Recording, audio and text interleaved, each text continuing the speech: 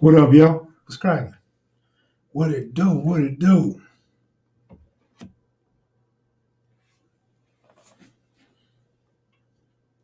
Y'all there? Anybody home? Anybody home? What up, Devin Lewis? Man, I had a good day today with Mitchy Slick, man. We had some cool conversation after the interview, man. I like dude. I really like dude, genuinely. He was straight up, on the up and up. Good dude. Glad he stopped through, finally. Y'all been wanting for a long time. Like, I used to be like, what's the big deal about Mitchy Slick? Like, because I'm not a huge rap fan like that. Listen to some of his music, love what he be talking about, and just chopping it up with him was good shit. Some real good shit, man. And that's like Melly Mel always say, man. We all the same. It's just we information poor. We don't know a lot about each other. We don't know a lot about the other side. And we're brought up, raised not to accept or like or befriend the other side until you're in jail or prison, and you got to go shoulder to shoulder, side by side with them. But cool dude, man, real cool dude. What up, Loco? What's up? What's up, man?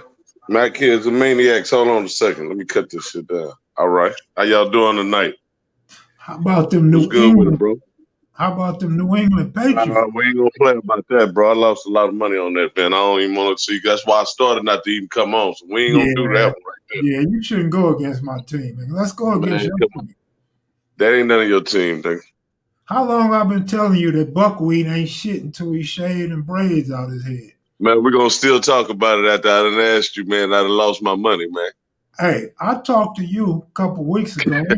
Ain't had a dime, homie. No, when you lose on one of the big ass motherfucking games, boy, look, man, I don't fuck with Listen, bro. you. I You I already know talked to that shit you. down. I ain't had That a shit down dime. hurt. It hurt. It hurt for a couple hours. It been hurting for 3 weeks for me, my nigga. Now, how about a couple hours versus 3 weeks? For real, man. Yo, Yeah, what's good though, bro? nothing, man. Actually, the only thing I got good, you don't want me to say it, the football game and Mitchy Slick, man. Mitchy's a cool dude, man. You told me he was a cool dude. Yeah, Mitch. You know, like I told you, I was in the club how I met him. We met him up there for a video shoot, and you know, I didn't know that they was all Damus. You know what I'm saying? So they little caravan pull up, man, and shit. You know, to the club, to the venue, and I'm loped out, man. I got the blue. You know what I'm saying? I'm blued up, man. So them dudes was looking upside my head, kind of crazy, Kel. But Mitchy Slick was like, "Say, look out, my nigga. Hey, that's old boy right here, Loco, nigga. Yeah, hey man, say blood. This nigga right here got some on the documentary shit. Y'all need to check him out." And the niggas looked at me like, "Nigga, you better be glad he gave you a pass right there, cause we finna get ready to full court press your motherfucking ass." I, I Excuse was me just, on I the, on was the ML. I was just about to tell you I'm gonna see how long you could go before you say MF. It Well, took I would go all night if I quit hearing you and OG Cute saying it. right. I think me, you, Cutes, and Rockhead got that bad. Yeah. But Well, I mean, we look, getting better though, because as soon as we say it, we like, oh think man. about it. Right. But Yeah. you know, a lot of times when you give a good deed, you get a good deed, or vice versa. You get a good deed, you give a good deed. Mitchy Slick was telling me the same story about Nipsey Hussle. He like it was just him. He a Damu, and he had two squares with him. Said Nipsey had about 100 Crips with him, and Nipsey did the Right. same thing. So sometimes you give out a pass, you get it come back to you. Yeah, but man, and you admitted that you wasn't really too much up on the homie like that as far as his music and stuff like that, and how he carried himself. But the one thing about him, and I bet that Nipsey felt for him, was, man, that's Mitchy. That's Mitchy Slick. Mitchy Slick been around a long time with this thing, man. Well, I know the name for sure. I've been knowing the name forever, but I'm just But saying he's yeah, not even somebody I follow. even even with telling his stories, and you know what I'm saying, as far as they manipulated his story on Gangland and stuff like that, different venue, different platforms and stuff. But Mitchy was one of the first ones to really always get out there and rep Dago real tough, man. Oh, of course. They be Yeah, serious about repping Dago. he got a partner I got kind of close to, man. You know, when we was out there a couple times, I kicked it with a man, E, man. I forgot to tell him to tell E, man, what's up. So if you're watching, Mitch, man, tell the homie E, man, termite. Man, tell the homie I said what's happening with it. Yep. But other than that, man, yeah, that was a good interview with y'all too, bro. Oh yeah, good looking out, man. This live is getting kind of fun, man. Everybody been telling me how much they like this shit lately. Mitchy, I was surprised. Mitchy said he loved my shit. He said Mac videos is number one. The That's truth. how he is, man. He's a real supportive guy, man. He's a real good dude. He's something like, you see how Chico Bean used to call in and support you? Yeah. Them some real good dudes, man. Yeah. Shout out to Chico Bean. Yeah, he a real good dude. Yeah. But yeah, man. I enjoy dude's company in this time, man. In fact, I heard y'all had Sir Uncle Buck on here. What are you doing here doing, man? Going crazy? yeah, for about 10 seconds before his Wi-Fi got cut off. Somebody might have cut his neck off. He just disappeared. Oh, wow. But you know what was crazy? The first thing Mitchy said after the interview, he like, man, I gotta come back here just to kick it with you. You know, that was the first thing he said. Right. That's right. Yeah, but yeah, man. Cool dudes, man. I had a good day, man. Just chilling with dude, man. Real good dude. You win some money today? Loco, I don't have a dime, my nigga. If I could take this camera in there and show you my refrigerator and my cabinets, you'd be like, damn. You know, I ain't used to seeing you never like that, man, because I know when I be out there, and you know this is the truth, you'll be saying, man, I'm done. Oh, man. And then I'll look up and you got some more racks in you. Yeah. Well, there's a few reasons for that. People was cash apping me. My niece looked out for me. One of the homegirls looked out for me. And so yeah, that's what's gonna happen. And then of course at one time the YouTube shit came through when you was running me to the ATM. But shit, nigga, I've been busted, my nigga, for 3 weeks. Well, be glad you wasn't on that tonight, because you wasn't gonna go with Cam Newton against Lamar Jackson tonight. You don't know what I would have did, my nigga. And I thought you didn't want to talk about that. I don't, man. I really don't. But yeah, that don't hurt. You know, I always end my night like that, man. I mean, golly.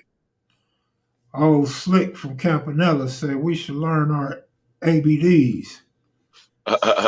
For real. He gonna wear it out. Now that was a classic line. Got everybody saying it, but we don't want to wear it out, man. We want to remember Slick is the guy that said ABDs, man. Hey, for everybody on here, man, you know, I put up Loke's Gone Wild Volume 1, man. It was the one that started everything, and it's actually the one documenting Houston. So if you guys get a chance, go on YouTube, man, under Loke's Gone Wild. I think it's under Block Commandments, but you'll know it. Just search, subscribe anyway, man, and you'll see everything on there. But it's the first one we did and everything, and it got bonus footage on there as well. So y'all like, share, and subscribe for me, man, and stuff, and pass the word. Just trying to keep on adding, content up there until I can get everything together to do what I need to do and figure out what I need to do with the podcast down here and which way I need to go. If you guys got any suggestions, let me know what area y'all think I should go off in as far as what genre, what should I cover?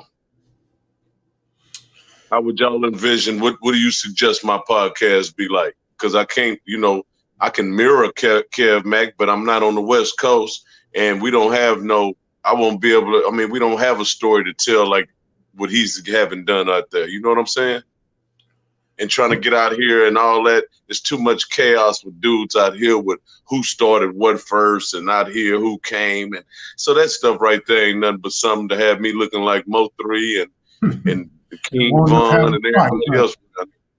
You know what I'm saying? I ain't trying to go out like that or be out here warring with niggas, man, behind them talking about they was the first and you lying and you know, I did it too because you get caught up in it because especially if you feel like you know the truth, but it ain't nothing but a thing for you to get caught up in some BS, you know. A couple people said they just subscribed, man. I appreciate it. I got Slick when you hit up Vegas, man. Come see me, man. Slick, you'll be good in the studio, man. Slick got a natural, comical character about himself. Oh yeah, you can tell he's been around, man. What's going on, Slick? Yeah, Slick was another good dude, but see, Slick actually show you the things that he talked about, and he's educated on the things that he did talk about. So that was unique about visiting Slick. And I appreciated that, man. One thing people like to say about me and the people that I have on this platform, they like to say, you guys talk about this and that, but what do you guys got? You guys don't have nothing. You don't own nothing. So Slick brought a different view of people from our culture. And once they seen how good he was doing, the conversation changed. And right. Of course, Slick ain't the only one doing well. There's a lot of dudes doing well. And that's what we need to get up out of people because it ain't always bad. Like I try to bring Rockhead, Goldie, you know, it's even like Baby Gangster got the lowrider shops and cleaning, you know, fixing up cars. And it's a lot of people doing constructive things, man. It's just unfortunately a lot of us start off either gang banging or selling dope. But I think everybody that's been on this platform agree that when you get older, you start to think different. Whether you become a militant or whether you become a family man or a businessman, you know, you just start to think of ways that you could stay out here on the street and stay out of them stoops. And real tough. And then too, you know, like they always say, a good black woman is the backbone to America, and Slick got one. So that's going to always be helpful too. You know what I mean? But anyway, that's enough about Slick. Slick had his interview, and Slick can come sit in and chop it up himself. Hold on 1 second, Kev. Seven Pharaoh, I appreciate it, man. And Yabwak 1000. Loco, can you talk about classism and gentrification in Texas? First off, Yabwak 1000, I want to be sure that we're using the right word, gentrification, because somebody had said that wasn't the correct word. Ain't that right, Kev? Yeah. I think we heard that somewhere and people just run with it. But anyway, I know what you mean, bro. You talking about cleaning up the city and turning things around and changing, flipping these neighborhoods that were historically one way. Now they trying to make it all like condos and buying out the properties. I mean, but that'd be more, man. I mean, I ain't gonna lie to you. I want to do something, man, that I'm interested in too, though, bro. Like that ain't something that'll keep my attention very long. You know what I'm saying? So, you know, kind of, you know, because I'm not from here. So it wouldn't mean as much to me as it would mean to a Houstonian. You know what I'm saying? Mm-hmm. You know. But I appreciate it. And that's what I mean. You know, y'all feel free, man, to chime in and, you know, whatever, you know, because I mean, of course, you know, I want to cover hip hop. I want to jam. I want to have a platform, man, when you come to it's a feel good platform. You know what I'm saying? And we get live and wild and you know what I'm saying? That type of thing, you know. My true personality, my true character, Kev can tell you, man, the whole time we be together, you know, I try to keep him laughing. You know what I'm saying? You know, we cracking jokes, acting a fool. You know what I'm saying? You know, that's me, man. You know, but it's going to be times where, you know, I'm going to get serious and y'all going to get serious and everybody going to be serious. That's life, ain't it? But hey, here's a good thing, man. I went to my grandson's birthday party this weekend in Austin, bro. And I had a bunch of my kids together, man. I'm gonna send you some pictures and stuff, man. I took a bunch of pictures and stuff. I had like 6 of my kids and 2 of my grandbabies. That's So what's that was up. cool. That's what's up. Did Yeah, you wear your mask, Loco? do we wear masks? Did you wear a mask? We were outside most of the time. They had the party in the backyard. Mm-hmm. And they had, it was cool. It wasn't nobody all bunched up like that. And that, a lot of kids, a lot of little ones. That's good, man. Anytime you're around family, especially your kids and 2 grandkids, man, that's a wonderful thing. Yeah, they didn't know I was going to come. So it was even bigger surprise. You know what I'm saying? I came on and stuff, and it was cool. It was real nice. Yeah, my mama was down. My mom came down. She ended up coming down. My son brought her down. So she's feeling way better and stuff. We was able to hang out and kick it a little bit. That's good, man. Mm-hmm. You look like you happy about that, too. Oh, it's a big relief. You already know what was going on, behind the scenes, homie. So I'm just glad everybody cool, man, and stuff. And we got stuff to look forward to in the future. You know what I'm saying? Try to put things together, bro. Hey, man, Slick say you don't know how to pull out. I was slick, man. I was getting busy with it, homie. You know what I mean? I really didn't think I could even have kids to start out with. All my friends around me had kids before me. So I was the only one without kids, when I was younger and stuff. I messed with a lot of dudes that were older than me. I like hanging under the older heads. And man, I started dropping them out, man, about 15 years old. Man, look, and went hard in the paint, man, until my 40s. You know what I'm saying? Until my late 30s, rather. I know you and Fitzgerald was cringing and yelling at the screen when Mitchy Slick started talking about the athletes from San Diego. No, man. I applaud that, man. And California has a rich history of athletes, man. But one thing about it, when dudes kick the conversation off about football, man, first thing they gonna say, Kev, if they really being traditional, is Texas. We known for football, man. And I mean, of course, it's sports everywhere and people get off everywhere and have their thing. But, come on, man. Yeah. I was surprised because I didn't know that about San Diego. And I'm from California, but he put a cool little list together. So I get why he say it. Yeah. Y'all Man, got a that good. Texas list go on forever, though. I'm trying to tell you, it's so big, bro. It's so expansive. That's why. Texas is huge, bro. Right. And they playing football, and they believe in football like religion here.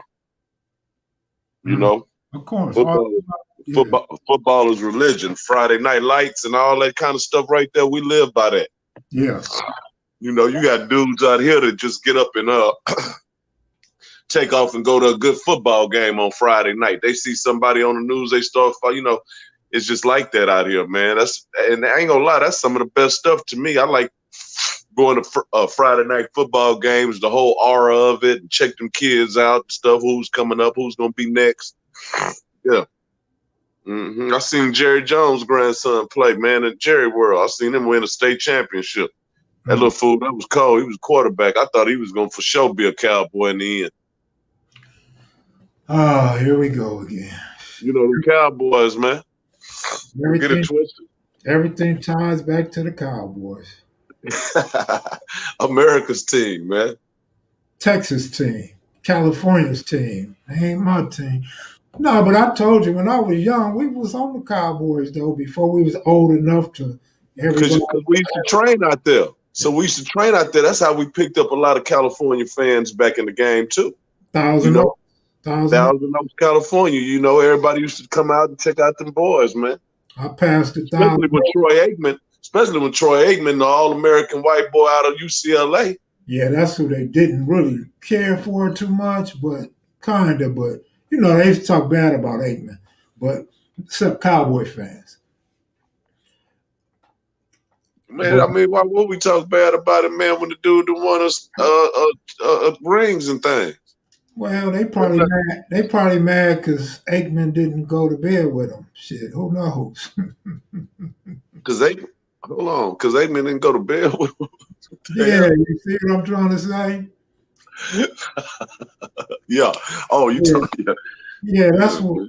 man. And then even still, when he got with the Cowboys, they used to try to say him and Jerry Jones was. But if anything, I would say Jerry Jones and Romo. But we're gonna leave this conversation Oh, alone. man, y'all cold, man. Y'all wrong. Ain't nobody and nobody, man. We not homosexuals, man. Them boys and people rich, man, and just got it like that, man. Everybody want to make you out to be gay. You gotta be gay or Well, something else. well, it's a backstory with Aikman. Romo is just the butt of all jokes because Yeah. Jerry Jones stuck with him and paid him. But Aikman is a backstory. People that went to school with him, people that know him, say he didn't like girls. He didn't have no girlfriends and stuff like that. Whether it's true or not, I don't know. But that's always been the Well, story. that's y'all homeboy, man. That's something that y'all got to deal with out there on the Nah, coast, he man. went to Texas. See, he was a cowboy. No, I said where he's from, his roots, where he was Yeah, born and but you created, see where he went. He went to Dallas, and they became turned him a out. cowboy.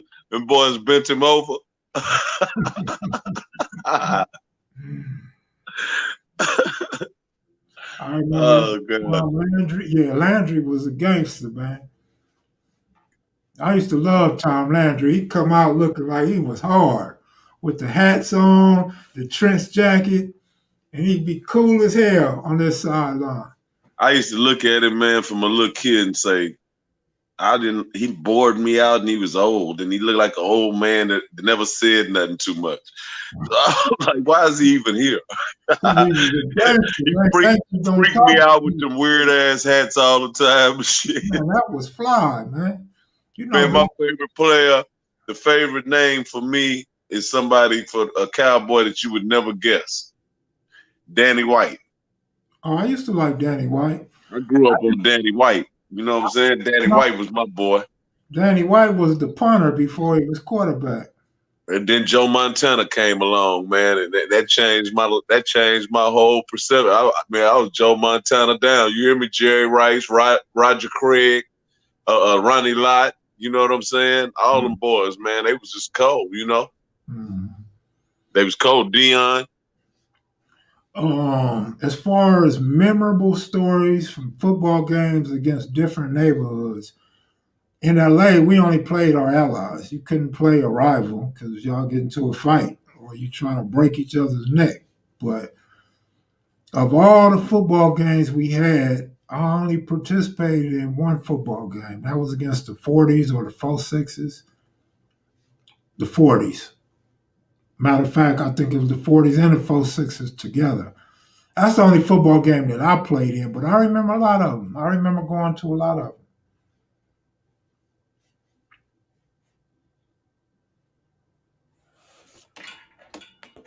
Yeah, man.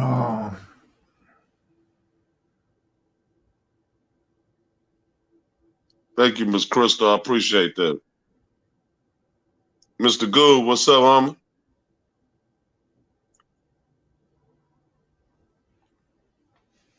Sir Uncle Buck.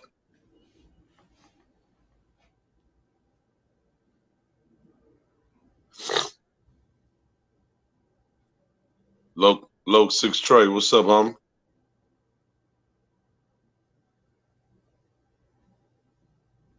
Marlon Gus. Yeah, man. yeah, who was the best? So Kev, I noticed that you ain't too much spoke on none of the current events going on right now. You just kind of want to stay out of that lane, huh? What's that? All the rappers getting killed? Yeah. I think, well, I know I talked to Mitchy Slick about it. I want to say I talked to somebody else about it, but maybe I didn't. I thought we did, but no, it's because once again, I don't know all them rappers, and I don't know all the backstory on these rappers getting killed. Oh, So, okay. so I couldn't speak on it, but if anybody want to speak on it, they're more than welcome to. Right, right. No, I was just wondering. Shit, the dude, um, I did a video with the Watergates, Hmm. and they were saying how one of their homies at Rest in Peace was the real Deebo portrayed in Friday. Y'all remember that? Well, today, Ice Cube says that the real Deebo, which was actually, according to Ice Cube, for 111, named Big Sam. Big Sam got killed by the police, so that's the big news right now. And Ice Cube tweeted and probably put on Instagram about it as well. And Ice Cube put neighborhood in peace, and a lot of people laughing at. They're like, "Oh, he a Crip now? Huh? He cripping now?" But yeah, rest in peace, Big Sam from 111, man. So it's still out there that there's some dispute on who the character really was about and who really wrote it. Ice Cube's taking claim for it. DJ Pooh's taking claim for it. If you look it up, it say they co-wrote it. Um, but nevertheless, that was a real one. It probably just let's just say this. What it comes down to is both of them can say peacefully that they both was thinking of the same type of person when they made that character. Of course, ain't no doubt, because A person he knew and a person he knew, and Yeah. be done with it, and be homeboys and live to see another day. Yeah, because it's Deebo's in a lot of different neighborhoods. All over the country. I mean, I could tell you 15 of them down here, man. There was some big old Deebo damn food. You know what I'm saying? There was some bad actors or them kind of guys. To Andrew Escobar. Last time I checked, Tony Stacy was from Hoover. Last time I checked, Keith Kloss was from Hoover. So I don't know, bro. If you're talking about in the future, I have no idea. Yeah. Well, I'm gonna tell you, man. Yeah, Dallas off the chain, man. Them boys crazy as hell, man. Hey, but I seen the night before, Boosie had went to the little vigil and he had paid his respects. And I thought he was finna go and get up out of there. You know what I'm talking about? Mm-hmm. I look up the next day, Boosie's still in Dallas. I said, goddamn, Boosie. Everybody ain't feeling all that rapping and all that all the time, man. Some niggas, cats be on something else, man. It's the type of season, bro. And it all come down to, in the summertime when it get real hot, we like to say that heat be making people crazy. Well, all this COVID and all this Trump, this whole election, they still ain't met back for about no money or nothing, man. The world is suffering, man. And once that kind of pressure and that kind of stress is put on a nation like that, man, it's gonna be bloodshed behind it, bro. What you think about that? I was reading the comments. I missed the last part. Basically, what I'm saying is, man, the world is in a disarray right now, Kev, right. And it got people crazy, stone crazy, man. It's gonna be a whole lot of senseless acts and crazy. And I agree. No, I absolutely agree with you. Crystal made reference to something like that too. She said it's a pandemic and more lockdowns are coming, which is true because a lot of people in LA called me and expressed that there will probably be lockdowns in the next few days. So, man, I'm just trying to get, I'm trying to get it in. You know what I mean? But it's gonna be a lot more crazy stuff that happens. It's gonna be a lot of people that go through mental issues during this shit because this is also a depression. It just don't seem like a depression right now because everybody got their government money. What's wrong with your volume, Kev? Now it's probably yours. Because every time they can hear you good. Every time I play my shit back, my sound be good. It be the person saying my sound don't sound right, whose sound don't work. Yeah, but Benny the Butcher, man, they talking about Benny the Butcher was shot in Houston today. He was, yeah. But that was kind of shady in a Walmart parking lot, homie. That was something, you know what I'm saying? That was, and anybody that is from any kind, exactly what happened like that. Can y'all hear me pretty good? Yeah, where y'all getting all this info from? The news? Oh yeah, it happened in Houston. So Benny the Butcher, he one of them battle rap dudes, man, out of New York. He really was real good and stuff. He'd be writing for a whole bunch of these rappers and stuff. And I guess a lot of them be coming to Houston. I know Lavish D just moved to Houston out of Sacramento. He been down here about whatever for a long time. Got ties to Texas. So I guess Benny the Butcher and his crew supposed to have been together at Walmart. Well, there goes Loco. Um, yeah, I met a dude out there in Houston that was from Sacramento, so I'm sure they probably run in the same circles. Asiatic Supreme says racism is a form of mental illness, at least it should be. I definitely agree in most aspects. I mean, there's probably some racists that probably don't have mental problems, but I would agree that most of them, most races, most of the older races do have mental problems. So I agree for the most part. But you know what's crazy, and I don't really want to get into politics. I don't really want to get into Trump or none of that. But I was watching the news at them Trump rallies, and they was interviewing random people at the Trump rallies, and it's amazing how uneducated and dumb a lot of those people at them rallies are. And I was just sitting there saying, damn, man, this is crazy, right? But I didn't plan on sharing the conversation with nobody. I mean, the shit's on the news. Man, I got about 3 people text me and was saying the same thing. I'm like, wow. So it ain't just me. It ain't just the news. A lot of people see that shit and understand that shit as well. And it's like, man, that's a mental illness right there. That whole movement is a mental illness, in my opinion. And I'm not just talking about races or white people. I'm talking about the whole movement, whether you black, Latino, or Asian. A lot of man, that's just crazy. But uh, what up, Hutch?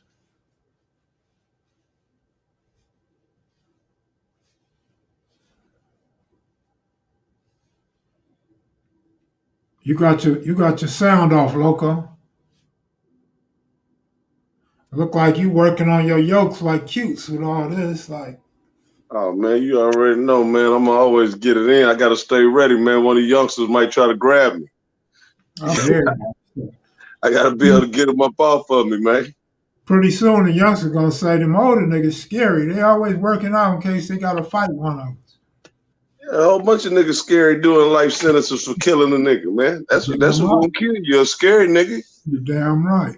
It's them courageous niggas that run out there and jump all off in the mix and start some shit and get smoked. Yeah. Some people ready to go. Shit.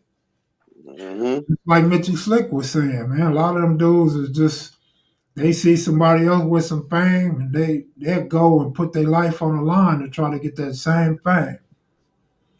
You can look at that as a mental illness. Yeah.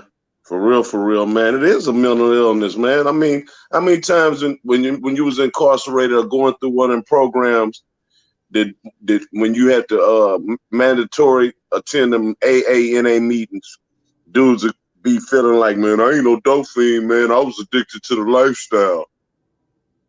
You ain't Man, never heard them say that? similar things I have. Yeah, so it's just the lifestyle, man. I mean, man, hey, that's everything to them kids, man. Seeing these dudes, they wanna you know how the dudes have all the money stacked all up like this on their arm and all by their head. Man, these dudes will die just to have that feeling one time, you know, and don't realize that they got a whole life to live. And if you live long enough, you'll have way more money than all that, man. You know what I'm saying? Yeah. They want to live fast, man, and they just dying fast, man. You know? Let me see. I got a question. Kev, are the Crenshaw Mafia in close proximity to the 60s the way it was in Boys in the Hood? Or were those Bloods supposed to be VNG? I don't know. I didn't talk to Ice Cube. I didn't pay attention like that to detail of Boys in the Hood, but there was a lot of people that say that was based on the 60s Come and on, man. Are BMG. you kidding me? And a lot of people say it was the 60s and CMG. What's wrong, Loco? Oh, your phone ringing. But to answer your question about how far, you figure the 60s run to 71st, or you could say 76, but we'll say 71st. Florence is the next major street. And then you go all the way to the Century, which would be 100. So you in the hundreds. So you do the math. It's about 30 blocks away going south from 60 Hood.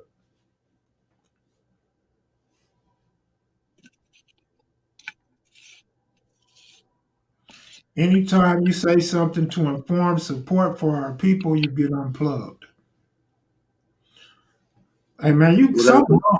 Hey, you all right? Something wrong, man. Deuce the Factor is agreeing with you. What the What hell? happened, bro? Deuce the Factor is saying you spitting gems. Like, what's going on that this nigga agreed with you?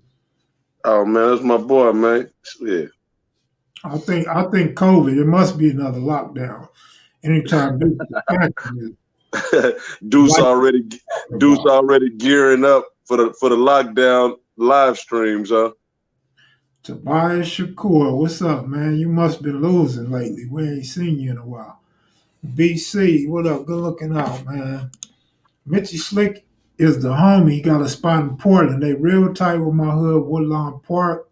Check out his Facebook. Man, I'm off Facebook. I'm off Instagram. I'm a Twitter finger type of guy now. I ain't got other than Twitter, playing some spades and coming on KM Video Live. I ain't got time to do nothing else but clean up, man. Hey, Deuce the Factor said, Loco, you're not that bad. Already, homie. I appreciate it, man. Appreciate it. I'm Somebody, trying. somebody took over his count. Who are you and what did you do with Deuce the Factor? Who are they talking to? I'm talking about whoever got Deuce the Factor's account right now. Oh, he say he at work. He got to be nice at work. Oh, that's what it is. Tobias, I figure you've been losing, man. Losing will make you go into a cold depression. It will make you become antisocial in a minute. I'm cold in spades, for sure. I'm cold in spades. Only thing I'm good at in life is spades. I used to be good at something else, but we can't talk about that tonight. This is family friendly tonight. BC, good looking.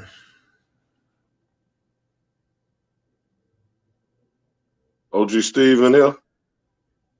Nah, OG Steve probably figured we already had Mitchy Slick. He don't expect us to come back in again. Shaniqua up in here though. Miss Shaniqua, Miss Crystal, Miss Lisa Jackson, I mean everybody, man. I heard you say Hutch was on here, Fitzgerald, everybody, man. Sir Uncle Buck. He probably in his basement. He done probably knocked down about 3-4 people this week. All this been going on. I know he been getting it in. Megalicious up in the house too. She been showing up a lot, Yeah. a lot. What's going on, Megalicious? Actually, every time. Black Warrior Spirit, stay healthy, stay strong, stay unified. Blessing Black people, blessings, Kev, man. Good looking out, Black Warrior Spirit. Appreciate it. Megalicious, appreciate your support and you always checking in. I know once that music get going, I'm gonna see you and Shaniqua just dancing up a storm. Every now and then, Crystal get up off her ass and dance with y'all too. Lisa don't dance. Lisa just kick back with her towel over her body, smoking cigarettes.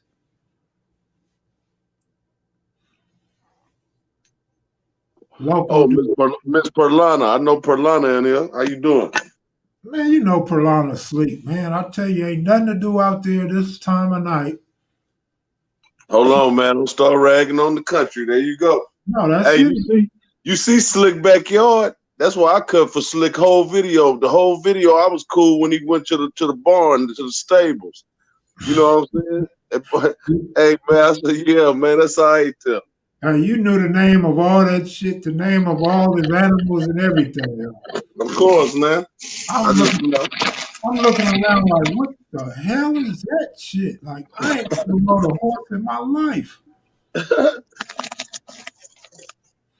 hey, they'll bite you too, man. Yeah, that's what Slick said. Yeah, they'll bite you. I don't mess with them. Yeah, I ain't no country boy like that. I know what everything is and all that in there, but I ain't gonna mess with it. Man. I don't like none of that. I don't like fishing, nothing. Hmm. You be going fishing? I ain't never been fishing, man. I'm scared the boat might flip over or something and I won't be able to swim. Or I'm scared jaws might Stand come up. out the You can't water. stand on the land and cast your. Well, all my homies, they go on the boat. Well, no, they're not going to stand on no land and fish. Well, you could Oh, go to Santa Monica Pier and fish, of but I'm, course. I'm scared that motherfucker might fall down and fall in the water. It done blew down once before in my lifetime. Yeah. Kev, is Oh, there you got. anybody that you interviewed that has any old footage back in the day? Ain't no telling, I don't know. By CJ Mack being in music and Easy Gotti and all them, I'm sure they got some old film. Hen G, I'm sure they got old film. As far as the gang members, I don't know, bro. Nobody told me they had no old footage.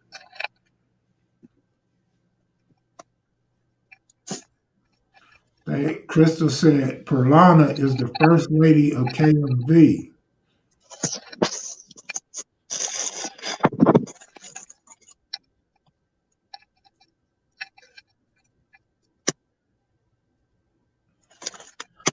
Whoa. Cause I ain't at my house, bro. I'm at my nigga. I'm at my nigga crib and shit. Oh man, I was sitting there saying he got LeBron James, he got that New York That ain't Yankees. mine. I Nah, know, I this my know. little homie. This my little homie money crib. That's what's up, man. Yeah, I be over here chilling on Sunday nights. This is when we watch the game and shit. Kick it over here. Hmm. I Good don't, I shit. don't live. I don't live but right around the way from. Yeah, that's cool, man. Me, I just stay to myself, man. Man, you know I Quarantine- know how you live, man. I'm quarantining, Yeah. but You ain't met none of your neighbors yet? I don't know not one, but I know it's. I spoke to one the other day. She was a cute white woman. First, she looked scared. Then she spoke and she smiled. That was about 2 weeks ago. My bad. That's when Two Pretty Kitty came home. And She then for the take off on you? no, she's finna run up in her house and get the hell away from me. But then there's the white, the one that I thought was white in the blue Hellcat. I think she might be like some type of Latino or some type of foreigner because I heard her like on the phone the other day, still looking at me strange. She Yeah. must be like a flight attendant because she ain't never home. She always gone. She be gone for weeks and shit. Yeah. Other than that, no, I ain't talked to nobody, bro. I'm just solo bolo, my man. Be parlaying, man. Hey, man, you know what, man? That's one thing I got when I stayed out there all them years.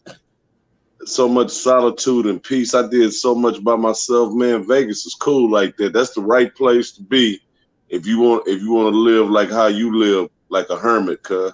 my homeboy, my homeboy called me a hermit behind my back.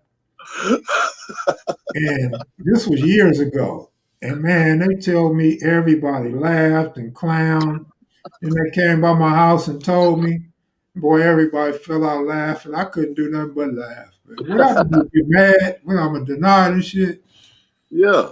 It's I'm like like, some prison. Hey, you picked up, and I'm telling you, I bet we acquired this in the pen, my nigga.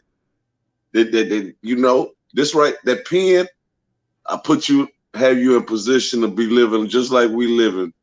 Well, I ain't living like that, cuz, I ain't gonna lie, I stay busy. But how you living and stuff is like just like cutes. Rockhead do the same shit. oh man. Be straight to yourself. You don't never see nobody with cute. So you y'all don't can't, never look, y'all you can't, don't never see you can't live like us because you got too many kids and shit. yeah, that's what I'm saying. You old, y'all are old, but look how lonely that gotta be. I don't want to be that lonely like that now, bro. My nigga, you half as lonely, nigga. You when I was out there, nigga, you took me by your house and you sitting that motherfucker by yourself all the time, That's it. smoking weed. That's it. I'll be chilling. Like, the only time I move is, when I'm going to go hang out with my kids and stuff like that. I ain't finna do too much, go to the hood a little bit just to check in, tap in, see what's going on. I'm gone. Before they even look up, nigga, I'm gone. Pew! Nigga hit my phone. I'm back on the way on the southwest side now. My man said I pick winners, but I be at the sports book. Lost. I gotta learn how to parlay and bet for real. Yeah, man, holler at me, man.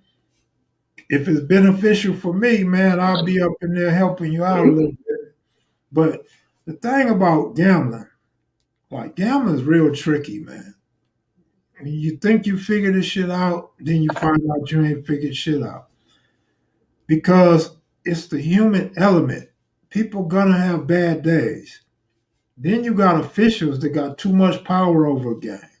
You never know when that's just corrupt or they having a bad day. Then if you betting with the lines, that's where a real handicapper comes in. You have to understand the line and do your homework. How much the team is scoring, how much the team's giving up, how well a team plays in the daytime or nighttime, astroturf or grass, you know what I mean, indoors or outdoors, the weather, if it's snowing. It's a lot that comes into play. Just like horse racing. Running in the mud ain't gonna be the same as running on grass or on turf or dirt. It's gonna be different. But so all of those things can throw your game off. So at that point, you have to learn to eliminate those games that are either high profile or 50-50. You got to look for games that's in your favor and go money line like Loco does, or you can go with underdogs and tease them like Loco also does and get you more points because a lot of times the underdogs come through. And if you read my book, if you read my book, when you see me talking about the Chino in prison, he had a brother that was like some type of mobster over in China or some shit. And what he learned from him that I could never grasp, and to this day I still can't grasp it, but I see it all the time and I lose by it. The home underdog. The home underdog is the best bet in sports, period. That's just a known fact. You catch a team at home that's getting points, a lot of times they win right out. Those are the big upsets. So if you tease a team like that, you tease a team at home, get an extra 7 or 10 points, it's a good chance you're going to win that game. Nigga just got through telling me Prosperous Green, Loco, one of them dudes that's scared to be alone, scared to be lonely. Come on, man, knock it out. Alone and lonely are not the same. Well, I think he said lonely. I got to sit back and analyze that. Alone and lonely are not the same. Alone, I guess, would be when you want to be by yourself. Lonely is, I guess, when you can't be around people or nobody want to be around you. Is that fair to say? Yeah, probably so. I'm both. Okay, he said he meant to say he's alone. He meant to say alone. Uh-oh, Shanique was riding a bike, homie. She trying to get Meg to ride a bike with her. Oh, yeah. What's that? What that mean? It means she riding a bike. She exercising, I guess. Oh, getting it in. All Yeah, right. getting it in. That's all right, though. You Yeah, can be man. lonely in a room full of people.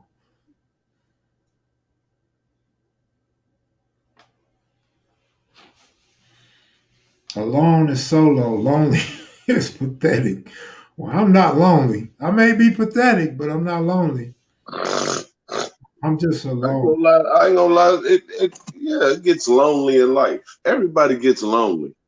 That's something that's gonna happen in life. That's like you just go to missing your people that have passed on or different stuff like that. Put you in a space. You feel lonely. You know what I'm saying? Different things that make you feel lonely and alone. Alone is when you just you alone. Shit, Right. you by yourself. Right. You know what I'm saying? Lonely mean, basically whatever the circumstances is, that's how you feeling. That's what's going on. Shit, you lonely. You feel lonely. Feel, you know, that's a feeling, a natural feeling. Hmm. How many people you hear in life say, "Man, I'm lonely. I feel, or I feel all by myself. I feel alone." Shit, whenever my money wasn't up for commissary, I felt alone. Shit, go down there and run my card, man. I ain't got no bread and all that. There. I was lonely, alone. Hey, somebody want to know if it was frowned upon to flip sets back in the 70s, or was it acceptable since the alliances were tight? Yeah, if you're talking about two gangs that were tight and then broke apart, that happened a lot. But now, if you're talking about like red turning blue or blue turning red, that was very much so frowned upon. But you have to remember, just like when people talk about guys out of state flipping sets, you got to remember when it was new in LA, it was the same as it is out of state because people didn't know which way they were going to go. It was new to everybody. And nobody really knew how bad it was going to become. And you didn't know that you was going to become mortal enemies with dudes that you went to school with or went to church with or played on the same sports team, Pop Warner, Little League. And so people flipped. And then too, like you starting to hear a lot of people say they moved from one neighborhood to another, like Slick did. But Slick was one of those that was loyal to his initiation, and he stuck with that. He didn't flip no sets. But a lot of other people, they flip because you in a different neighborhood, nigga, and you know you that nigga, and you got a mark on your back, nigga, a mark on an X on your head, and you just go on, man. You get down and you go in and accept your new friends in your new area, and and you flip. But flipping, for the most part, always been frowned upon, unless you were tight allies with somebody. Right. But now, if you like, I know one dude. Some people probably know who I'm talking about. I know one dude that claimed three sets. He was a Damu first, then he was a Crip, and then he was another Crip. And this dude had at least two of them sets tattooed on him. And a lot of people assumed that he had covered up his tats or whatever. I seen him in the county jail, and he still had two sets tattooed on him, even though he had been from three sets. I didn't even see the new set tattooed on him. I'm sure, well, there I go assuming, but I'm assuming eventually he got them covered up because they was mortal enemies. But well, when people talk about Baba Louie flipping, I heard somebody say Baba Louie was the first person to flip sets, or Baba Louie originated flipping sets. You got to remember when Baba Louie was a Crip, Baba Louie said he quit gang banging. This is when he was hanging with who was that? Richard Miles. He didn't want to be on Richard Miles' side. He didn't want to be on Raymond Washington's side. Remember that? And he went off to Compton. He became a Pyru. Well, y'all remember Pyrus and Crips was allies. They got along. So he didn't flip into an enemy, you know what I mean?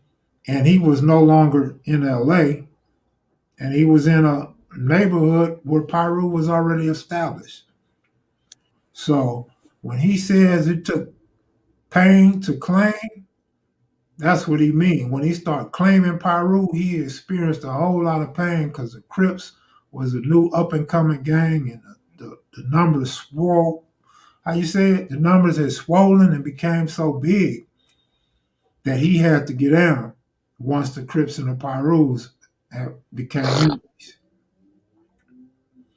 But so Baba Louis flipping is a little different from everybody else because he go back to the origins before they was enemies. Baba Louis was trying to avoid all that shit.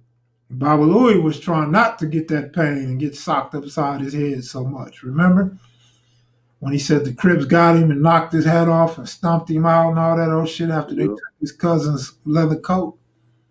Baba Yep. Louis didn't want all that static. He was the biggest guy and he had heart. So he was always going to be on the front line. He was going to always be a target. It was too many of them, and they were lifting weights and they could fight. So Baba Louie endured a lot of pain during that time. Right. Right.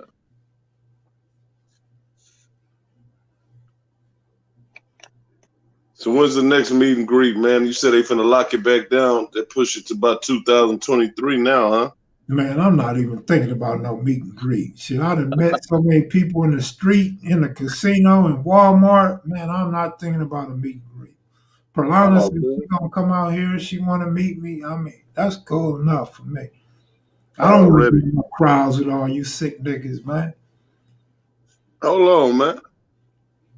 Not you. I'm speaking in general. No, I'm just messing with you, bro. Now, hey, my partner, remember I told you my partner out here, your basketball coach at the high school down here at Yep. Clements? Yep. He got COVID, man. Damn. Called me today. I didn't answer. I was watching the game. Then he texted me, man, I got COVID. Boom, I called him. I said, man, what's up? Like, he sound bad. He like, man, yeah, man, it's just like the flu. It's something like the flu. I said, man, what? I said, man, what's up, man? You all right, man? He's like, man, I'm just chilling, man. I'm hoping it don't get worse. I said, oh, man. Yeah, but I ain't been around him. I ain't seen Van in months. But that's cold, man. And he a Mhm. high school basketball coach, so you imagine all them kids that's been around him here the last few. You know what I'm saying? Everybody he probably damn near the school probably finna be affected by that crap. Mhm. Old high school. Yeah. But that stuff is at an all-time high. It seemed like he just Cheetah G, what up? Monique Hill, what up? Somebody want to know at the end of the day, what does all this banging mean? Well, I seen that. instead of me answering that, let me say sarcastically, what does anything mean? Like, if you went to college and you got your degree and got you a good job and you died, what did it all mean? What does anything mean? What does life on earth mean? Like, the hell? I don't know, bro. I mean, we got things in place that people don't care about. We got religion that people say is false. We got a Bible that people say is not true or they don't believe in.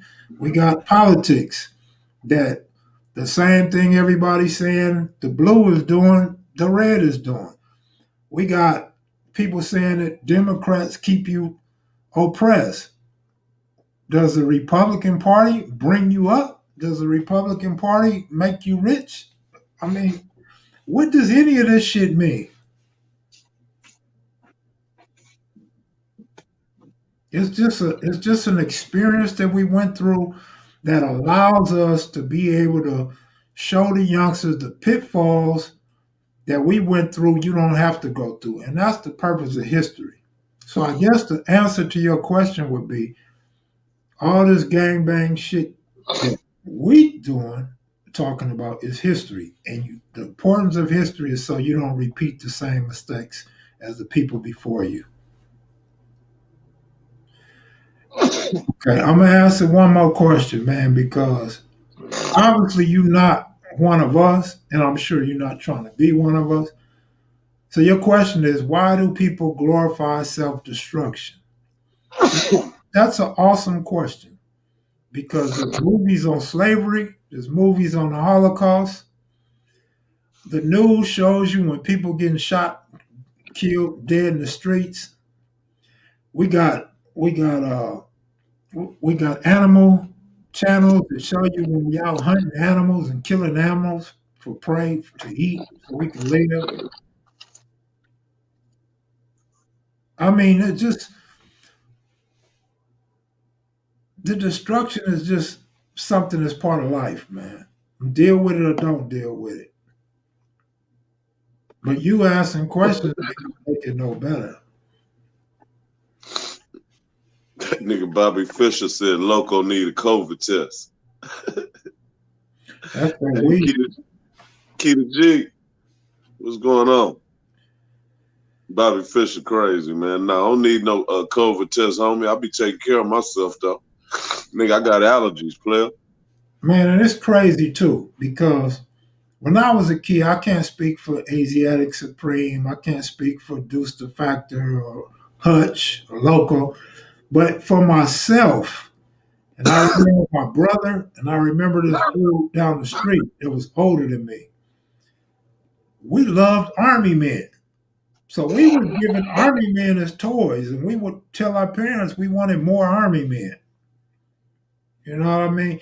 Rock'em Sock'em, Robot. We had them. So we fighting to knock each other's block off. There used to be some things, I don't remember what they called. They used to be red with cushion and they had a little stick. And you would have the stick and you would fight. You beat each other up with the stick. Hit a nigga over the head with the stick. We played cops and robbers to the point where we didn't want plastic handcuffs no more. We wanted, from Toys and Hobbies, we wanted the steel handcuffs. We had cap guns we had slingshots that you put rocks in. We took rubber bands and broke paper clips and shot paper clips at each other. I mean, Yeah. we had it all, man. That's just something that was given to us little kids, and something that we gravitated toward, man. And to this day, you turn on, what is that called? The news, them channels, public. You turn on public stations today, you still see wars. You see the Vietnam War, World War I, World War II. You see all these different wars. This is just something that's been embedded us since little kids, man, and it's still going on. It's just part of world history, especially American history. Yeah, it's just somebody being more obnoxious because those kind of questions right there is always another side, man. Like you say, uh, thus far in American history, Kev Mack is the only one to ever be able to go and interview all these people that you've been able to acquire. Even though a whole lot of people defected and went to other channels and interviewed, there's a whole gang of dudes that stayed loyal to just you, or just stayed with this platform, let's say. And for you doing that, man, it's like nobody's ever done that before with Crip and Blood history. The way you have done it. It's been other, like I say, not taking nothing from Alex Alonso or none of those guys at all. But the way you brought it, your twist that you put on it, nobody's ever done that before, bro. Right. And that's the problem with European American media. We've been taught since little kids, bro, especially when I was a teenager, when the drug wars and the gang wars really got big in Southern California. They only show the bad side. They only show the destruction. They never show when a dude come up out of that life, or when a guy goes back and speak to the kids at these schools. And back then we didn't have gang intervention programs. We had some youth counseling and stuff like that. We had boys' homes. They shut down all our little shit. What do you call them? I forget the name of them little recreation places we had back in the day, where people could go and play ping pong and they could learn some shit, learn crafts. They cut all that shit out in LA. We didn't have that shit when I became a teenager. All that shit was gone already. Teen Post, that's what it's called, Teen Post. It was so the teenagers would have a place to go and find something to do during the daytime to stay out of trouble. Yep. You know, They call it the Boys Club where I'm from. Now we had boys clubs too. The Okay. YMCA, we had the YWCA, Yeah.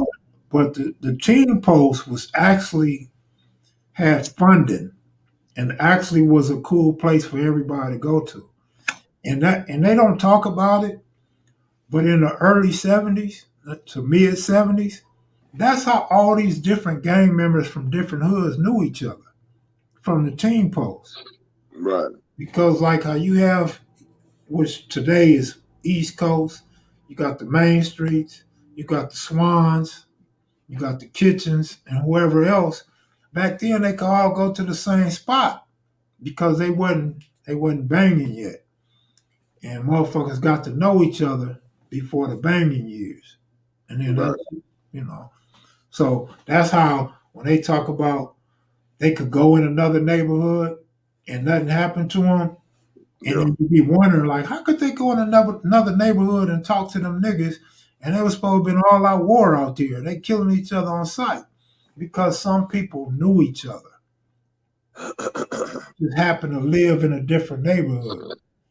But once them team posts was gone, you only had your neighborhood to resort to. You know what I'm saying? Unless you had a father or a grandmother across town, you spent significant time over there. Hey, Kel. Yeah. So Keita G, I seen she put up there that she had pneumonia. Get better, get well soon. You know what I'm saying? She had responded earlier or whatever to me. I said, "What's up, Keita G?" And she said she been having pneumonia. She just been trying to get better. Um. Yeah. Keita G. My prayers go out to you. Yeah. When I was a kid, probably shit. So I would have to say like 1974. Matter of fact, I hear my aunties or uncles got pictures of me at the YMCA over there in the jungle. We used to go over there all the time before the gang banging shit, and we was there all day playing sports, shooting cams and shit like that. And we walked from our hood over there to the jungle,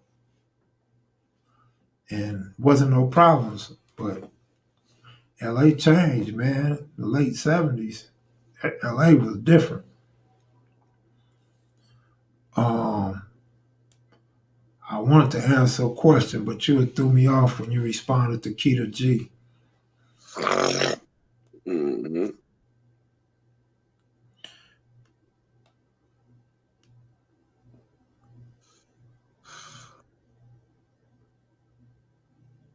Oh, somebody want to know about the gangsters, the Bloods that claim gangsters are rolling. I mean, that's their prerogative. I don't know why. I never asked them why they never dropped those terms, but I don't think gangster is limited to Crip or Blood. That's why it's really, the saying is really gangster Crip. But to shorten it, people just say gangster. Also, as far as the rolling or the neighborhood, I mean, if that's how they started out, I don't see why they would want to get rid of their name. It's their name, and I'm sure a lot of them had it tattooed on them and don't want to cover it up or don't want to be a part of what they got tattooed on their body. I was all right in baseball, man. I wouldn't say I was a cold baseball player. I would say I was very underrated as a baseball. But I used to have a cold glove in that outfield for sure. How's Moody doing, man? And Crazy Boy, man. I talked to Crazy Boy today. I haven't talked to Moody in a minute, man. I seen KB on there last night, man. I said, man, yeah, what KB was on there wild and what? I don't even know what an eccentralist. I don't even know how to pronounce the word, man. I don't know if I'm that or not. You tell me if I'm that or not. I don't even know what the hell What that they said? What they said? existentialist.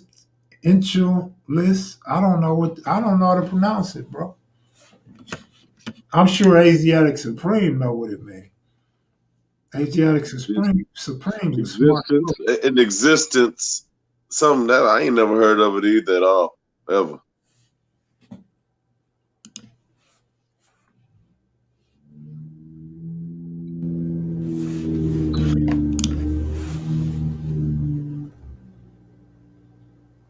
Ain't nobody looked it up yet.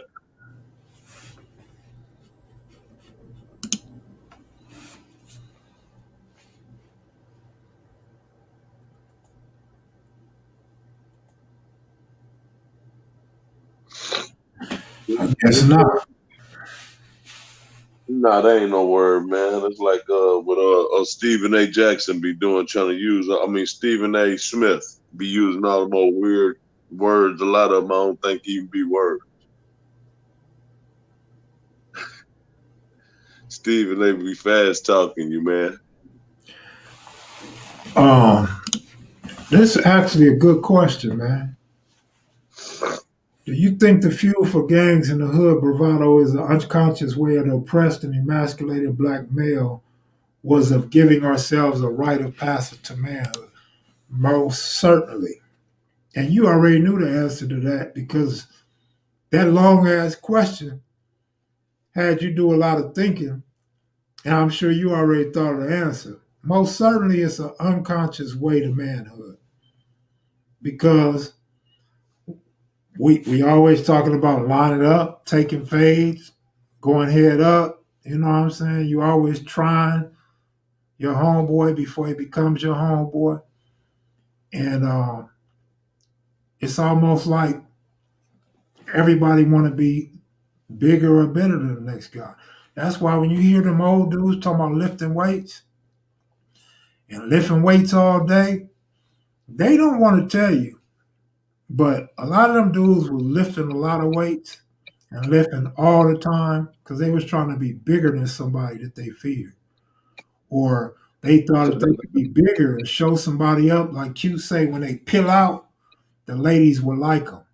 So that's a part of being bravado and manhood right there, trying to be the king of the jungle, trying to be that lion that captures all the women. Well, if you live long enough, man, and you got enough sense, you understand that all that being obnoxious and always being a hater and want to be in a mix and want to try to be active, man, that stuff play out. Either you die, brother. Okay, so here go the answer. I mean, definition.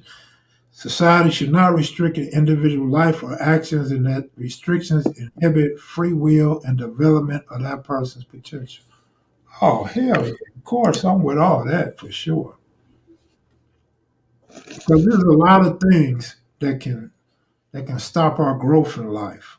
You know, you can end up in jail or prison, but your life and your potential doesn't have to stop there.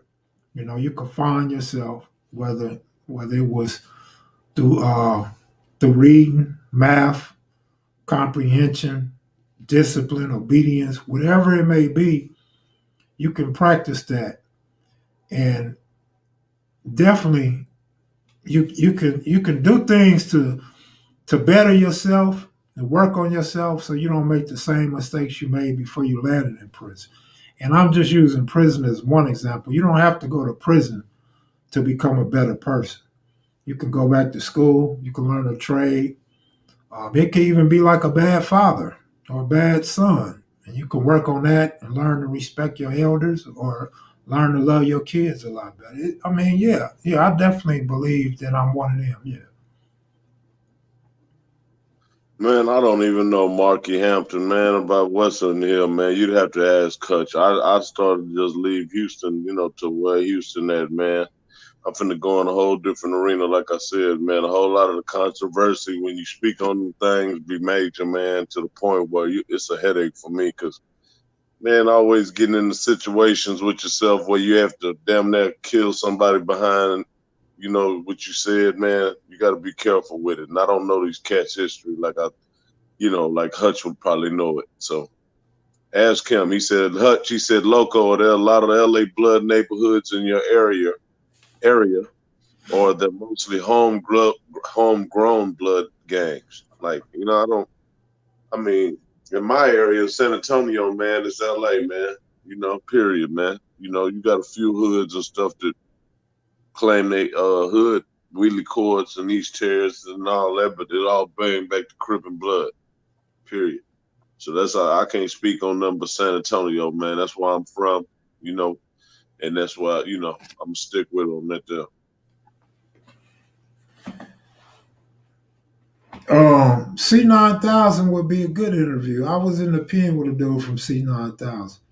I think his biggest mistake was he ran in a Hoover car, and at some point it blew up on him, and he ended up getting rolled up because he at some point he started saying he was a O, and you can't be a Hoover and a O, and that shit backfired on him. I forgot dude's name.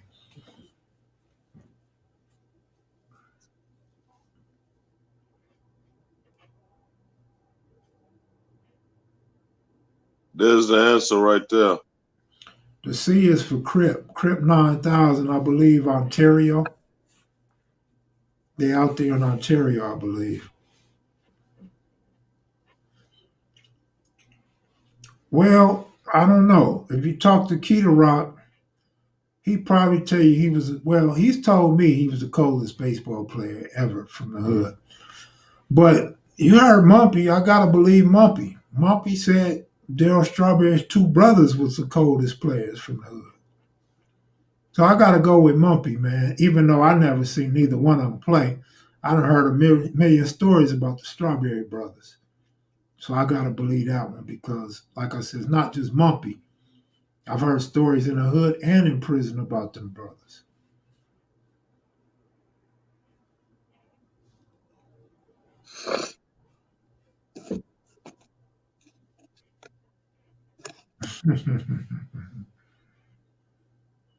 Kill Mac can laugh, nigga. But nigga, you can't. Classic line, man. Good looking out to everybody that said they read my book, man.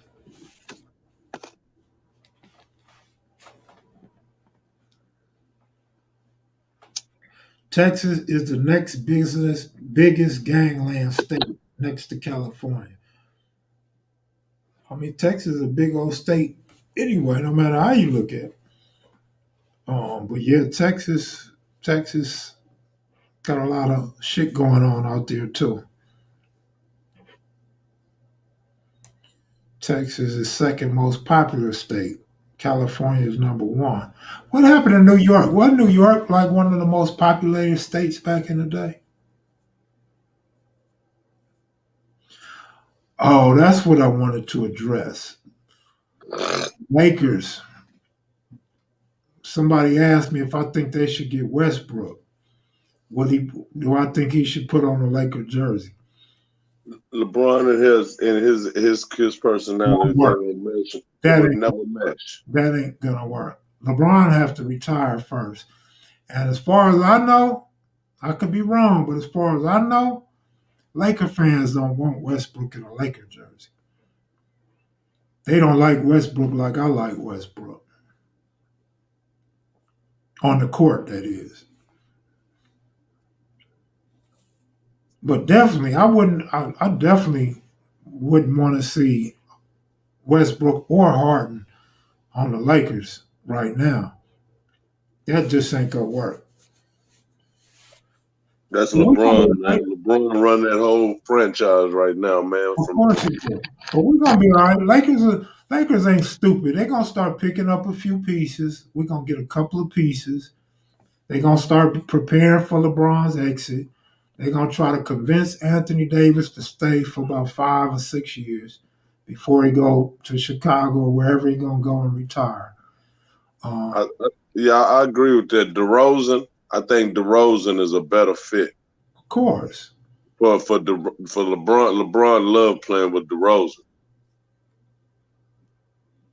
DeRozan gonna run that flow, man. Jump out the gym. He from California.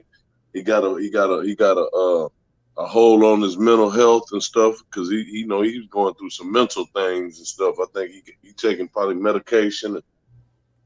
You know, yeah. No, well, here go the thing to Jay. I've always had this argument or this debate with people for years, forever. Okay, the Lakers is my team. So of course I know they champions and I love that they champions. Same with the Dodgers. But my thing is this, homie. As a fan of a team, I'm not content with you winning a title. Nigga, I want to win multiple titles. I want to continue to win. And the only way you're going to do that is to make your team better. You cannot stay the same. You cannot keep the same 12 players and expect to keep winning unless there's a bunch of youngsters that can ball. Because what happens is other teams start to prepare for you. They watch film on you, they know how you play. Then they'll be able to stop you.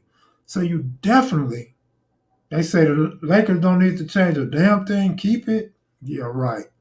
So you want to keep all them dudes that wasn't helping, right? You want to keep all them dudes that couldn't score in the finals, right?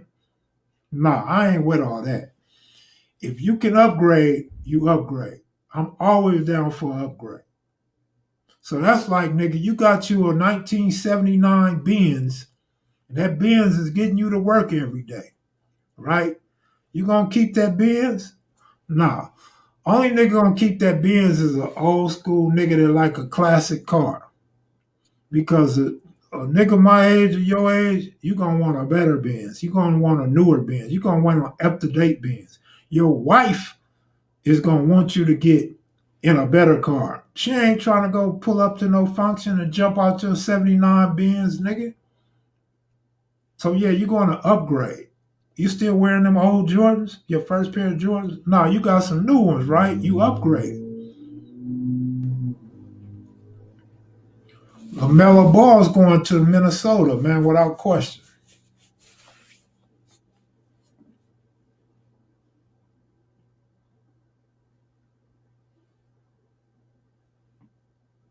I hope CP3 don't come to LA, but he's a good player. He's just one of them players that I love to They hate. already got Schroeder, man. They got Dennis Schroeder. Yeah, Schroeder's in LA now. Yeah, they don't need no goddamn Hawk. They don't need no Chris Paul. They don't want, man. LeBron ain't finna play with all them egos and personalities and all that, man. He You don't know, want them dudes around him. He got dudes around him that's gonna LeBron, understand that he's that man, and he ain't gonna put up with none of that crap. LeBron got to run the team. That's just a fact. He ain't gonna have it no other way. And he want to have dudes around him that he feel like he want to be around in that locker room. You don't want no cancer in the locker room. All them dudes you talking about is pretty much cancers and stuff He's in a, their locker room. he's a cancer in the damn locker room. Shit, keep So, that 100. LeBron ass. you said LeBron is a cancer in the locker room? Hell yeah. Why you feel like that? Because he run everybody off. He get Nah, he get the nah, coaches nah, nah, fired. nah. All the players want to go to another team. I can't Kyrie agree with that. Irving, Tyrone Lue, man, everybody, man. Yeah, but look, who cares when he's the greatest?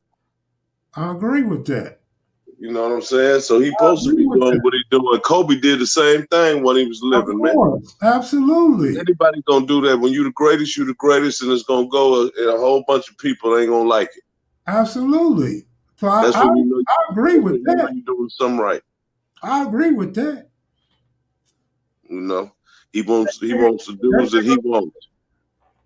Man, You see how Anthony Davis be just chilling. Anthony probably don't really like to hear LeBron mouth, but them dudes come to win a championship and they realize this guy has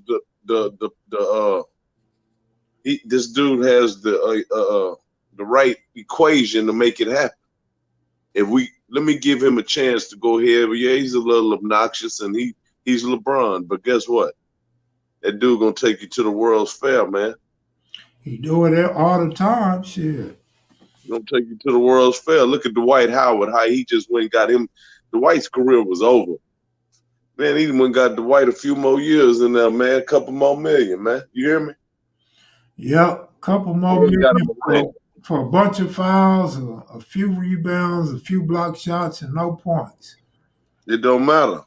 It's been dudes that did less, man. You know what I'm saying? That got rings all over. That's been classic, man. Everybody ain't gonna be the star player or get 1,000 blocks, man. That dude was hard as hell in his prime, man. From slam dunking champion to he was a beast. And now he's at the end of his career. To see him cap it off with all the haters and all the things he done been in off camera, all the different stuff, and still get him a little piece of championship. Hey, man, you got to tip your hat to him, man. He's resilient, man. A whole lot of dudes would have been through in the towel and just went on and said, man, I'm through with this mess. I tip my hat to him when Shaquille O'Neal tipped his to him. No, I mean, you know, with Shaq, he don't make me crap. You know what I'm saying? You know, Shaq is a hater just like Charles Barkley on this show, man. I agree with that too. But if he's Shaq, a hater, if he don't like you, he don't like you. And what I have a problem with is when guys ain't never spoke ill on them. Whereas Dwight Howard, these dudes being legends, and these guys might even emulate it. Of course he did. He wanted to be Shaq. Of course, Shaq was his hero. Growing up and watching this guy achieve the things he achieved, also going to Orlando behind him and stuff, you know, and then when these guys come out, they so negative and talk about these dudes and go all crazy on them, man. That's just really cutthroat to me, man. That's just a slap in the face. These dudes ain't never said nothing about you ill. They respected you, whatever you did in the game. If you didn't win no championship. And you know, but as far as Shaq getting on there doing it, I expect Charles Barkley. But Shaq doing it, man, Shaq is an asshole for that. Shaq a crip and a cop. That nigga don't give a fuck what you talking about. Yeah, but Shaq from San Antonio, man, from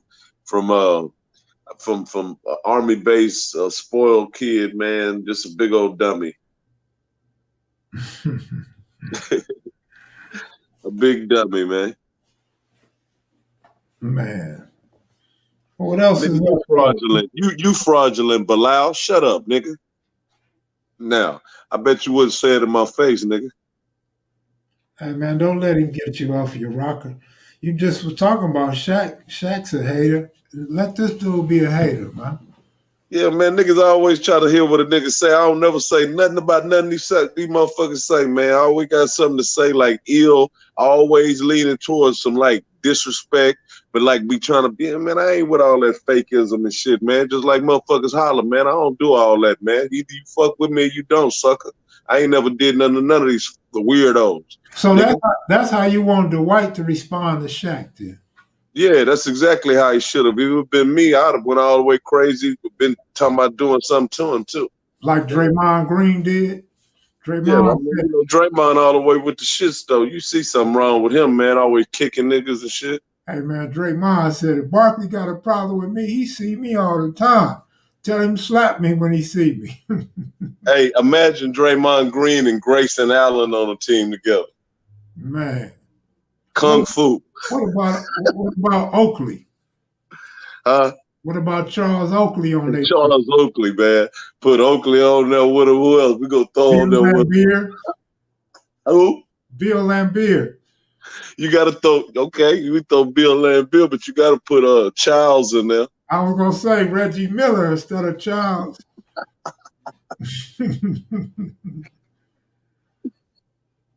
Hey, Bernie Maxwell got to be in there somewhere too, man. Max. Coming off the bench.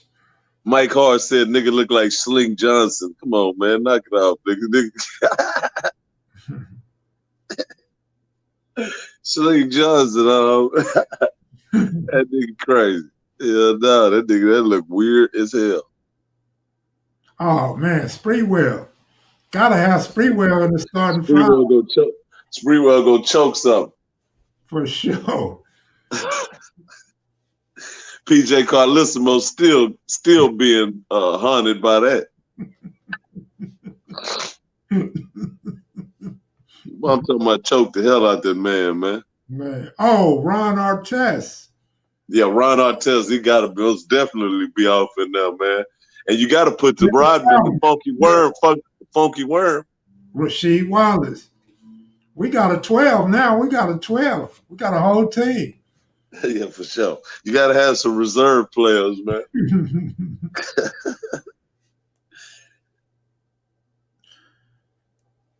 Got to have Charles Barkley off in there somewhere. Oh man, Barkley got to be on the other team. Who else, man, was controversial back then, man? Kareem Abdul-Jabbar. I mean, somewhat. Just weird and more weird than anything. Man, you ain't no Laker fan. That dude was right, man. Man, I mean, I don't have to be. I'm just you know. So what that mean? Okay, I'm not a Laker fan. Which I'm going to hell. Nah. How about Nick Van Exel? Yeah, Nick was a fool too, man. That boy, that was a shooting machine. What about Keith Claus?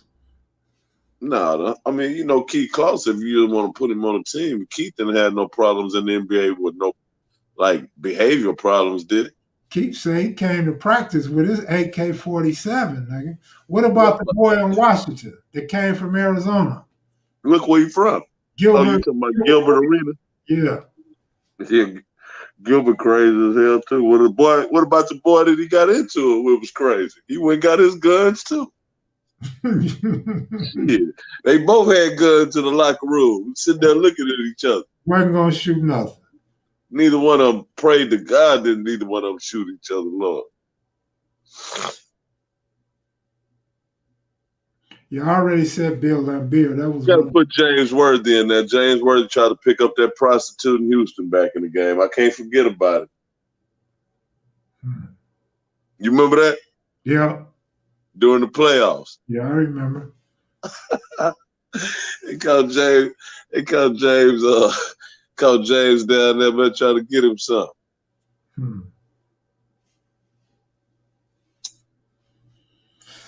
Oh wait, man, you ain't got no dirt. You ain't got no dirt on David Robinson. You ain't got none on Tim Duncan. You ain't got none on none of my people, man. The Spurs organization's clean. We ain't got no rape accusations, nothing, bro. Yeah, they naming names we named long time ago. Their feed must be late. Bilal said, take that jersey off, Loco. Yeah, Kobe beat a bad mother. But just think, Hey, last night somebody told me I was rocking a jersey from Magic Johnson's alma mater. I wanted to show him something. I'll be right back. Yeah, hey, and you're right, Deuce. And no dirt on LeBron, man. That's why I got him on. That's my boy. Yup. Family man 247. That nigga say all them niggas love white women, Loco. Hey, but I mean, yeah, because shit, that's what go down. You get to San Antonio, that's the little scene blast. All them boys do that there. Yeah, old boy said I was rocking Magic Johnson alma mater, man. Let me see. Oh yeah, I remember that jersey like that. That ain't just his alma mater. This is Magic Johnson jersey, boo. That shit been in so many storage boxes. It look like rain done got on that mug.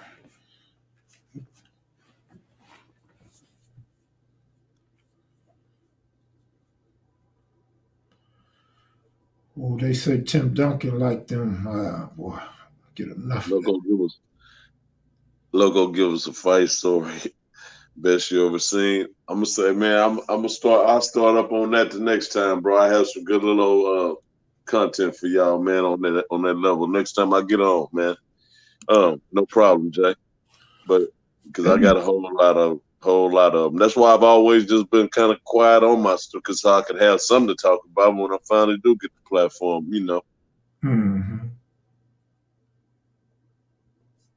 They said the guy that pulled the gun out of Arenas is now in jail for killing somebody. Yeah, that nigga that looked like he was most square business then. Yeah, that was old boy Crittenton then, wasn't it?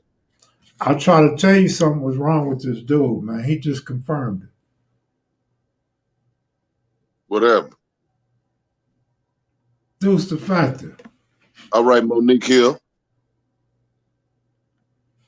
My question is, did he use it on you before he signed it? Who was that? Deuce the factor. What happened? He say he got a condom signed by Magic Johnson. A condom? I told you something was wrong with him, man. Them the type of dudes you used to argue with, man. That nigga is crazy. That nigga say he got a condom signed by Michael Jordan. After he used it on him, though. No. Now you want to try to say he flipped some bras with, nah, y'all ain't flipped no bras. It was just you and Magic, nigga. Well, who would want to flip some bras with Magic knowing Magic sick, bro? For real. Like, who would Like, put that out there? you ain't that old. So when did you do that? You done this after he was announced. Man.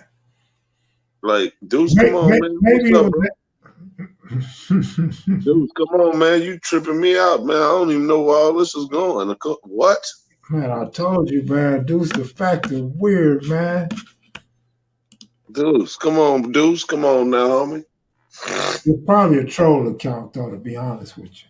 Oh, that's somebody probably tripping out. I hope that ain't Deuce, man, because it don't seem like it.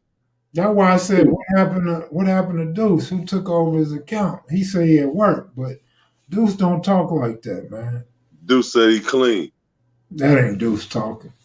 Nah, man. Yeah, that's somebody else. One for the light-skinned brother, Matt Barnes, drove 95 miles to beat up Derek Fisher. Yeah. But just imagine that, though. Look how ludicrous that was. That could have ended in somebody getting smoked like what just happened in the media. You know what I'm saying? Yeah. Nigga running up on niggas and shit, and niggas kids involved and all that crap. I talked to a few homies that know Matt Barnes. They say he really be with the bullshit. Yeah, you can just about tell, man. Just sitting there seeing how he chop it up. Then one of his best friends is Steven Jackson. You know, Steven Jackson got that kind of reputation where he from. You know what I'm saying? Man, hey, let me ask you a question. Is Fisher a sucker or is Matt Barnes a simp? I think Matt Barnes was concerned dad and just hated that broad in the end, man, and wanted his boys away from him and didn't want to have to deal with all that disrespect Fisher was doing to him like that. Fisher don't even seem like that type, man. You look at Fisher different now. But that's the ones that do it. I'm glad you said that. Fisher's one of them. You did that. And the broad is dirty. You know what I'm saying? Super dirty. She's the dirtiest one out of all of them. You know what I'm saying? Because Derek Fisher just he gonna do what a typical nigga gonna do. But she supposed to have more sense than that, man. But they chasing that bag, homie. They gold diggers, man. Her and her sister.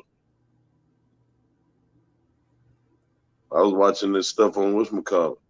On what's that when they was on that Basketball Wives and stuff back in the game. Shanique was a fool.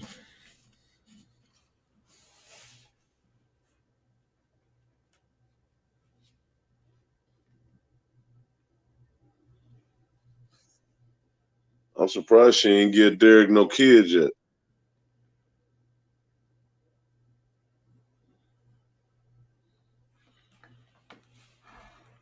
Dang with fame. Oh, there goes Sir Uncle Buck. Huh? Sir Uncle Buck in the house. Yeah, he been in there. Oh, I just now seeing him. Yeah, Sir Uncle Buck better than man.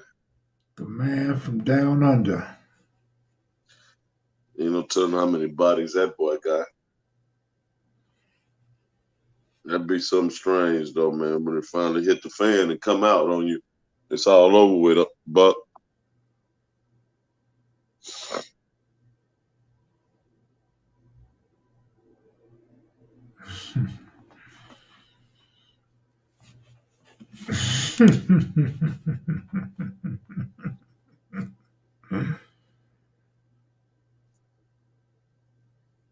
you need to let us know which Oakland females you hit, man. Talking about you was hanging out and doing stuff and y'all running trains, you and Magic and all that.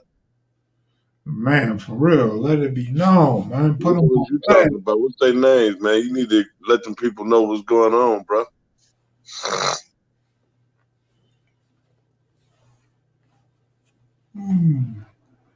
Kids in the 60 homies that you always heard about or rest in peace that you wish you could have met. Probably Mumbles.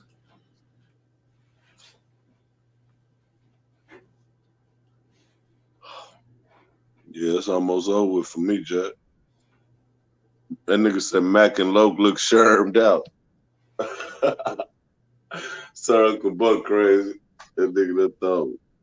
Now you know damn well if he come on live, he the one that's looking like he's turned up. Yeah.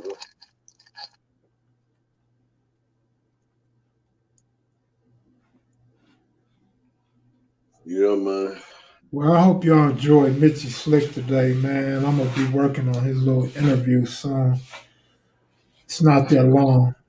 Um, but I guess y'all like it. It's probably along the lines of a SAG. But you know you how you guys are about celebrities. Y'all really tune in to celebrities, so I guess y'all will enjoy that. Y'all been wanting for a long time, and you got to see him live today, so that was a good look. Appreciate that. I'm gonna get out of here in a little bit. Put who on, Hutch? Good looking out, Megalicious. I appreciate that. Fitzgerald said he was in the cage with a 10,000 pound alligator last night. Man, you crazy as hell, nigga. That's where you get them alligator boots you be wearing, nigga. Loco was my platform. Right now, man, it's just my films up, man, that I did in the past or whatever. And we're right now in the process of trying to put the podcast and figure out which way I want to do my thing. If you're interested, go to Logan's Gone Wild on YouTube, man, and be there, subscribe and share it for me. And y'all guys, I appreciate everybody that has subscribed. And like I say, won't be long now, man. We're just trying to get to the end of this year. It's right around the corner. Boom, start out fresh of the year, man, and go for what I know, you know? Y'all already know. We go back on lockdown and Turkey Day and Christmas coming up. Right. Y'all know I'm gonna do hours on this time, man. Remember I Yeah. was doing the marathons when I was in Texas? That's when Loco called me like, Mac, man, I watch everything you do. I'm like, what? I'm like, yeah. Yeah, I was doing hours, man. I was just sitting there drinking, enjoying the holidays with the Mac Heads and Maniacs. We was going up. Yeah.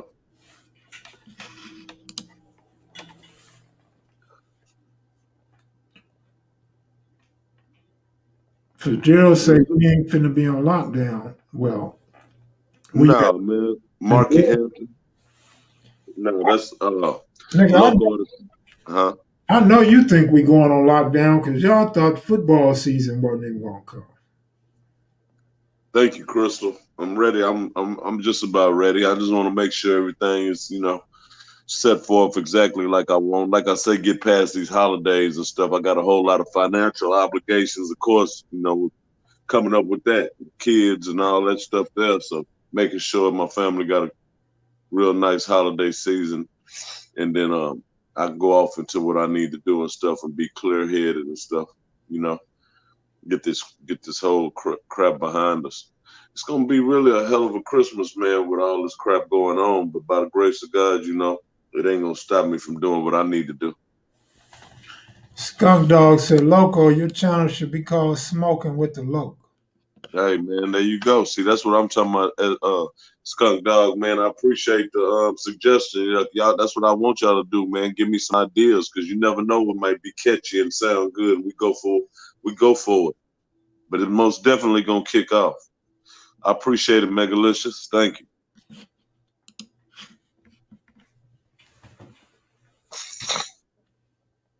What is Sir Uncle Buck talking about? MAKB? Mac B? What? As far as somebody having a different perspective on how Bloods originated, of course, there's going to be a lot of people that don't agree with AC's version or Elgin's version or Frog's version. But everybody's going to have their own version. Probably Little Caesar's probably different. I'm sure T. Rogers probably got a different version.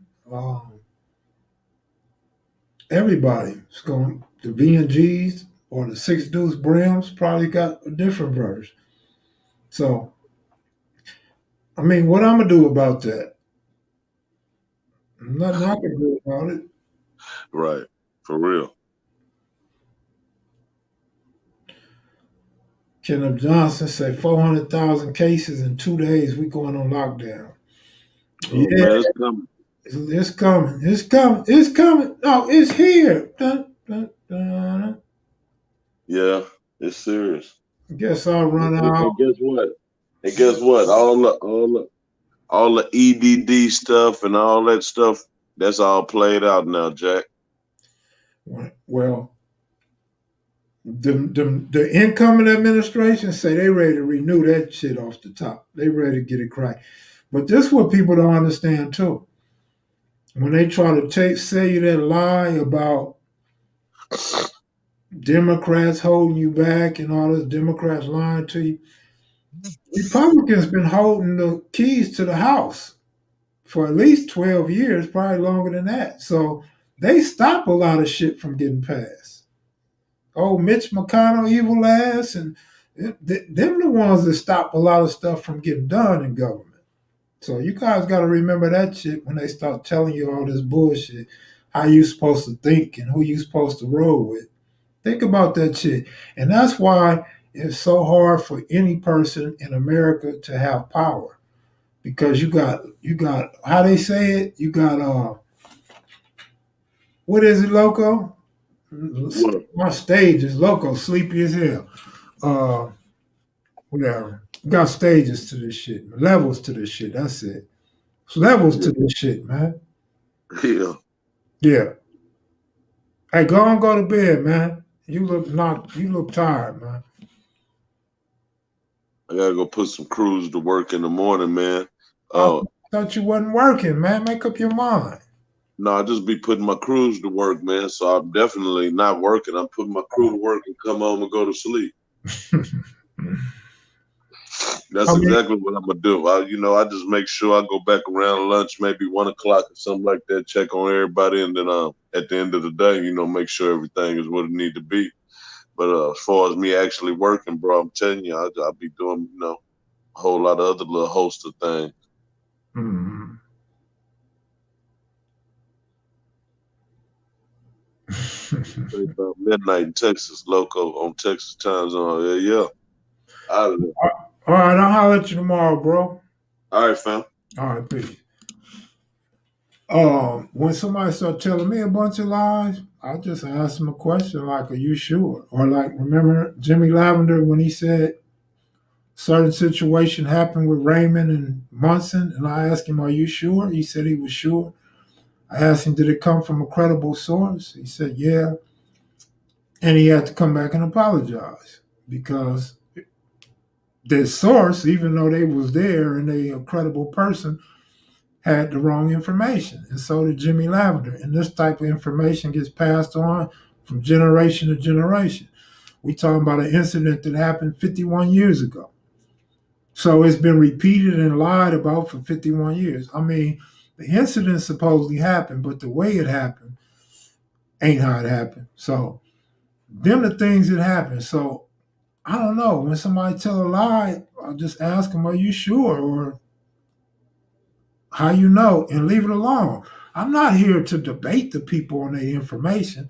I'm here to get the information, get their side of the story, and ultimately the viewers can decide.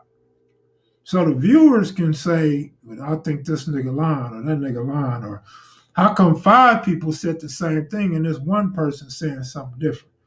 Now, is that one person telling the truth or them five people telling the truth? You got to get the information from multiple interviews. And that's why I was speaking on yesterday. People get mad at me because I'll take more than one story.